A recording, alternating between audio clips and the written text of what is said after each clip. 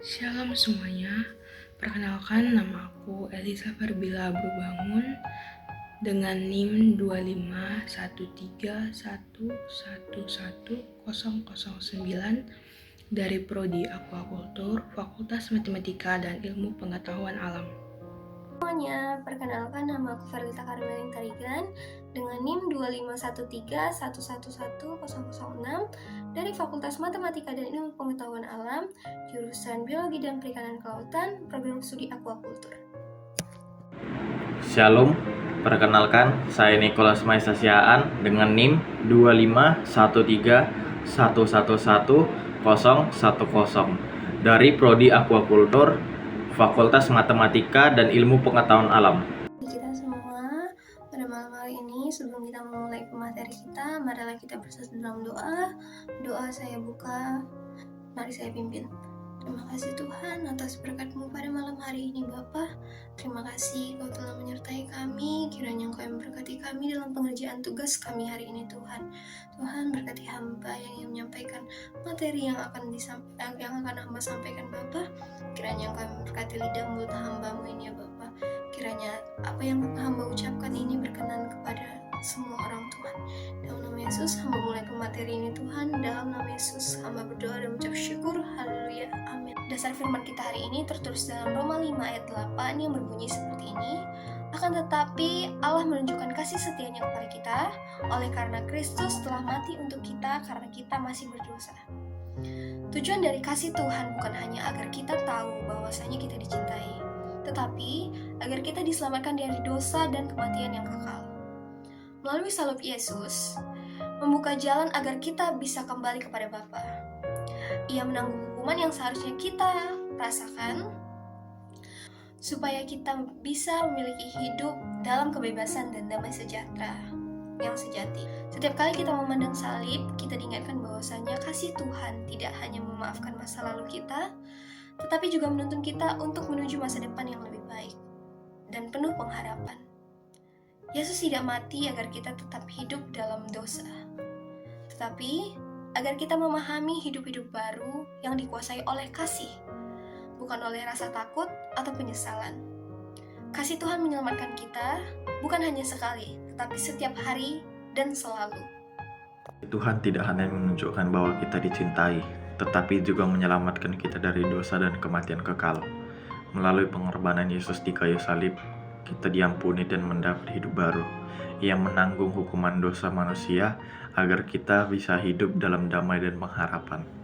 Setiap kali memandang salib, kita diingatkan bahwa kasih Tuhan tidak berhenti di masa lalu, tetapi terus bekerja setiap hari, menguatkan saat kita lemah, menegakkan saat kita jatuh, dan menuntun saat kita tersesat. Kasih Tuhan adalah kasih yang setia. Setia adalah ciri khas dari kasih Tuhan. Kasih manusia bisa berubah, tetapi kasih Tuhan tidak pernah berubah. Di dalam 2 Timotius 2 ayat 13 dikatakan di sana, jika tidak setia, dia tetap setia, karena dia tidak pernah menyangkal dirinya. Ayat ini menunjukkan kepada kita bahwa kesetiaan Tuhan tidak akan pernah bergantung kepada kesetiaan kita. Bahkan di saat kita berpaling darinya, Tuhan tetap menunggu dengan tangan terbuka, sama seperti Bapa yang merindukan anaknya yang sedang hilang. Tuhan tidak pernah menyerah terhadap kita. Ia terus memanggil, menegur dengan lembut dan menuntun kita ke jalan yang benar. Kasih Tuhan yang setia memberi harapan baru setiap hari. Saat kita merasa tidak layak, kasih itu berkata, "Aku tetap mengasihimu." Saat kita gagal, kasih itu berkata, "Aku tidak akan pernah meninggalkanmu." Inilah kasih yang sejati, kasih yang bertahan melewati waktu, kesalahan, dan dosa. Kasih Tuhan harus terlihat dalam kehidupan kita, seperti belajar mengampuni, memberi dengan tulus, mengasihi lewat tindakan nyata, dan menjadi terang lewat kejujuran, kesabaran, dan kerendahan hati. Dengan begitu, kita tidak hanya bicara tentang kasih Tuhan, tetapi menjadi bukti hidup dari kasih itu sendiri. Kasih Tuhan adalah anugerah terbesar dalam hidup kita, kasih yang mengorbankan, menyelamatkan, mengasikan dan setia itu selalu tersedia bagi siapapun yang membuka hatinya dan percaya kepadanya. Tidak ada dosa yang terlalu besar untuk diampuni dan tidak ada luka yang terlalu dalam untuk disembuhkan. Dan tidak ada kehidupan yang terlalu hancur untuk dipulihkan oleh kasih-Nya. Karena itu, marilah kita hidup setiap hari dalam kasih Tuhan.